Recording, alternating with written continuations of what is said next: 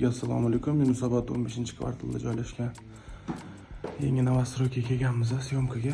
Ko'rishingiz mumkin. Mana prixo'ja chasti. Bu yerda o'zining garderobniy xonasi. Tak, bu yerda детский xonachasi ekan. Tak, to'g'rida bo'lsa, oshxonamizda joylashgan. Ko'rishingiz mumkin.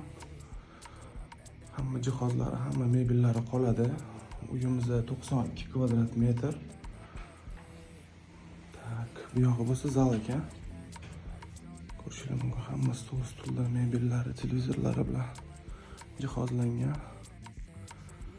Eslatib o'taman, uyimizga ta'mirning o'ziga 70 ming dollar ishlatilgan ekan. Bu yoq bo'lsa spalniy bo'ladi. Lustralari, mebellari. Bu yoqda o'zining stroyni sanuzeli ham bor.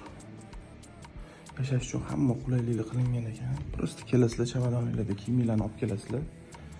Yashaysizlar. Bu yerda bo'lsa umumiy sanuzel. Hamma qulaylik qilingan. Hamma texnikalarimiz bo'sh.